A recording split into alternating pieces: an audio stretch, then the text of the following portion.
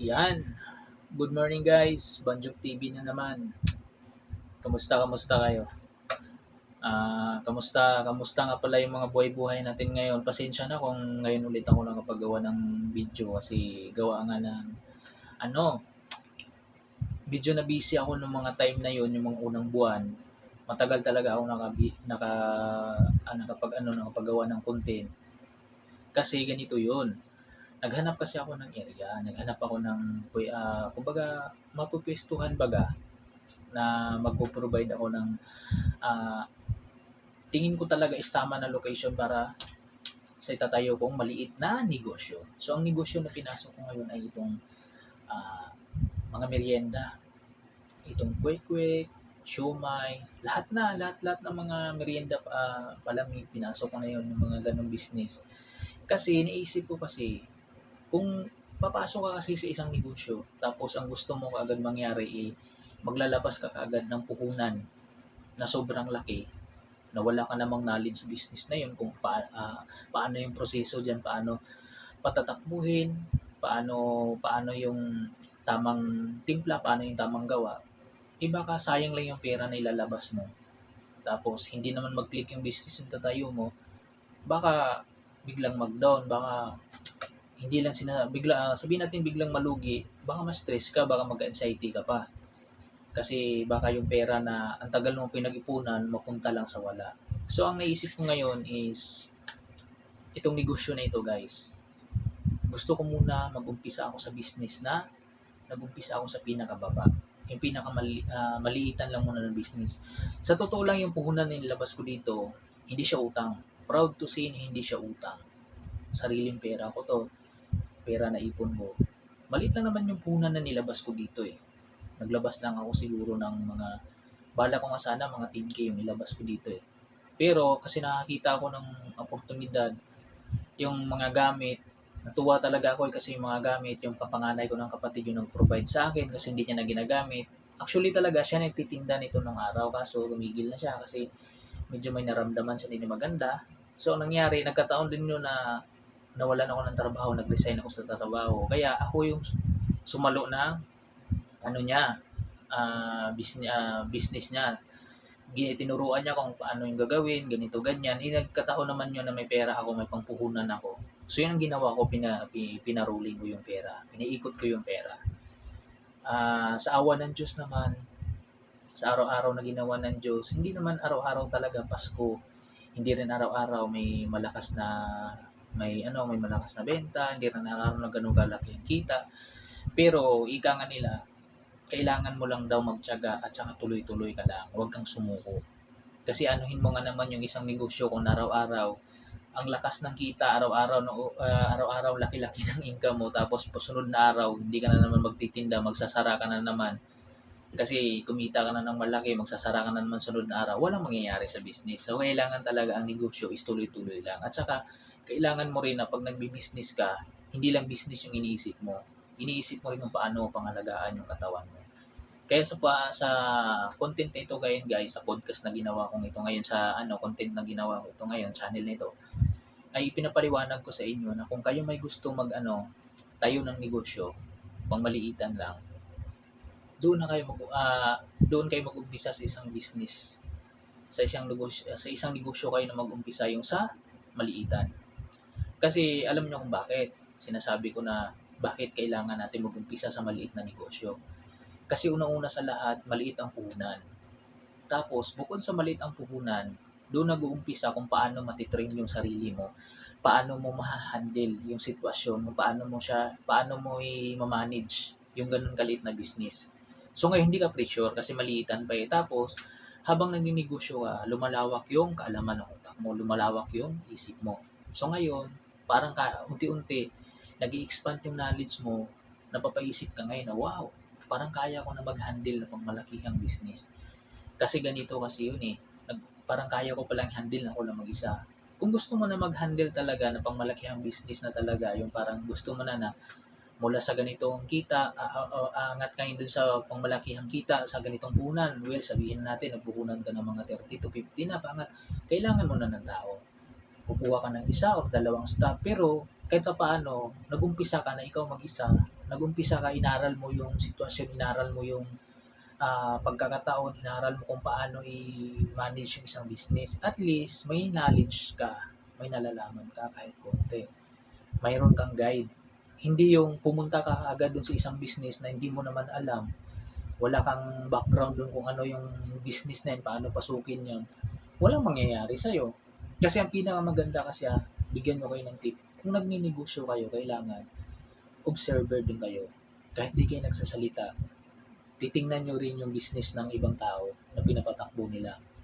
Well, sa susunod na video natin, marami tayong gusto kong i-topic dito yung sari-sari store, yung bigasan, yung itlugan. Gusto kong i-manage yan. Yung pwesto sa palengke, yung mga karne na binibenta. Gusto kong i-manage lahat yan dito kasi alam nyo kung bakit. Lahat na klase ng business na mga yan, yung mga business na tinutukoy ko dito ngayon sa podcast natin. Lahat yan naobserbahan ko. Lahat yan pinanood ko, lahat yan inaral ko kung ano yung mga sekreto sa tungkol sa ganyan. Hindi naman sekreto kasi kanya-kanyang sekreto yung pagdating sa business Kung ano-ano yung mga proseso na kanilang sinusunod. Kung ano-ano yung mga disiplina sa sarili ng mga taong nag-uumpisa sa ganong business. Kaya kaya ngayon sa ganong sitwasyon, may mga talaga ako, may mga natutunan talaga ako ng mga bagay. Kasi ako, para akong estudyante ulit Feeling ko para ako nag-umpisa ulit sa grade 1. Sa preschool, sabihin natin, nagmula ulit ako sa preschool na nauhaw ako sa na gustong matuto. Pero, malalaman mo naman yan kung magtatanong ka dun sa mga tao na kung gusto nila naturuan ka. Malalaman mo yan sa approach pa lang Pero pag yung tao na tipid masyado magbigay ng mga advice sa'yo, tipid masyado na magbigay ng mga knowledge about sa business tayo, huwag mong ipilit. Huwag mo siyang tanungin. Hayaan mo lang siya. Kasi baka ayaw niya i-share talaga kung ano yung sikreto niya. Ang gagawin mo, mag-observe ka lang kung ano yung sitwasyon, ano yung ginagawa nila dyan, paano niya patakbuhin yung tao niya. Huwag ka na magsalita. Mag-observe ka lang. Excuse me. Kasi yun ang pinaka-powerful na sandata mo. Yung observation. Yun ang pinaka-powerful na sandata. At saka pagkatapos nun, kung medyo alam mo na talaga na paano siya i-handle, alam mo na kung paano patakbuhin yung ganong business, doon ka na mag-umpisa. Ngayon, i-try mo na siya. Doon mo na i-try. Yung parang alam mo na kaagad na pinag-aral, ay alam mo na kaagad sa sarili mo na kaya mo to. Basta, huwag mong naasahan kaagad na kung mag-success, pasalamat ka sa Diyos. Kung mag-failure, huwag kang mawala ng pag-asa. Huwag kang mapanghinaan ng loob kasi ganun talaga ang business. Nagpi-failure at nagpi-failure, nagsasucceess at nagsasucceess. Kaya hindi talaga ako nawawala ng pag-asa kasi kagaya nga nito sa business na pinasok ko mayroong time na sobrang lakas. Mayroong din time na parang hindi pa nga ako nakakabawi sa puhunan ko. Pero natutuwa ako, alam niyo kung bakit. Kasi sa ganung sitwasyon, nalalaman ko na yung parang cycle ba ganyan, nalalaman ko na hindi pa araw-araw Pasko. Kahit gaano pala kalakas minsan yung paninda mo, may time din talaga na magiging mahina yan. Pero, ang pinakasekreto dyan, huwag kang sumama loob mo, huwag kang malungkot, huwag kang panghinaan ng loob. Ang pinakagagawin mo pala dyan, i-absorb mo lang. Kasi, balay mo ngayong araw na ito, hindi siya ganun kapatok. Sunod na araw, papatok na naman siya. So, ganun ang moto ko doon ako sumusunod Kagaya din sa sari-sari store, may time din hindi matumal, may time din na malakas. Well, ganun talaga yung business. Pero ang importante kasi dyan, sa bawat sitwasyon na dumadating sa buhay mo yung mga ganon, may mga natutunan ka, may na-absorb ka kagad. At ang importante, hindi ganon kabigat yung puhunan na binitawan mo dyan sa business na yan.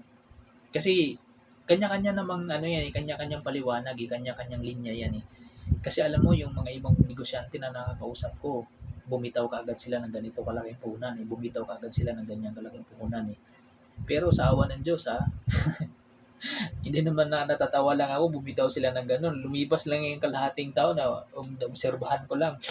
Yung negosyo nila ngayon, nagsara na.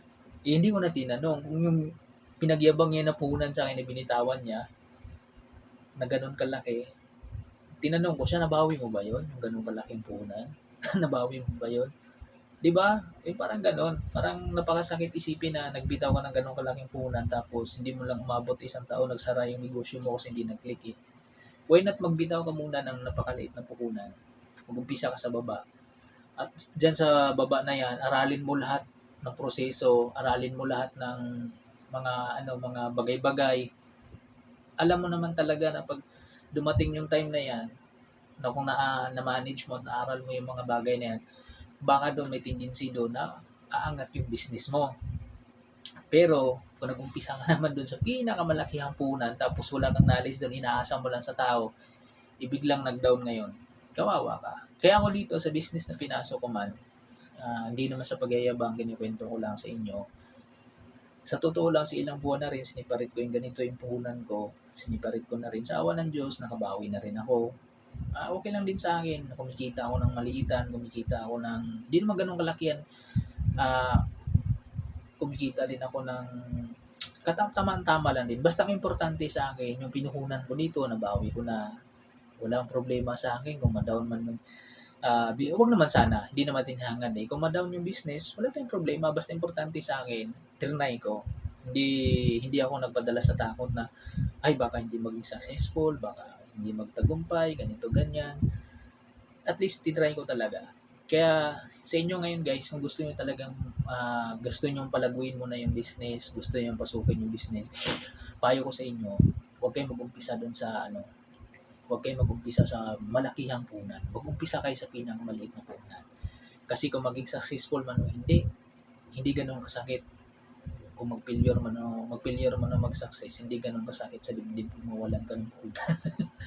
Kasi maliit lang yung kwarta na nilabas mo. Pero kung naglabas ka ng napakalaking kwarta, tapos biglang nag-down, masakit sa dibdib yun.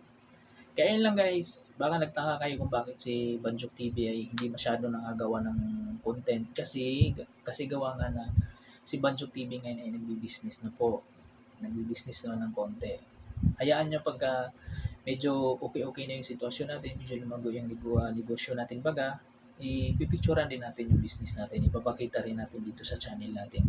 Sana guys, mag-comment down below naman kayo kung minsan, mag-comment kayo dyan, kung business-minded kayo, pwede kayo mag-chat minsan dyan pwede kayo mag-comment minsan at sasagutin natin yung comment nyo at isa-shoutout natin kayo sa channel natin. Ayun lang guys, maraming salamat kasi malapit na akong mag-uumpisang magtinda. Basta tandaan natin, kailangan may 5 salita tayong pinanghahawakan parati kung nagbi-business tayo. Basta sa akin, sa nagninegosyo ako, pinakauna kong talagang priority is disiplina. Disiplina talagang ginawa ko sa sarili ko. Panghuli is success. Panghuli na yung success. Basta ngayon ang inuuna ko, disiplina muna sa sarili. Ayun lang guys, sana may natutunan kayo dito ngayon sa Banjuk TV.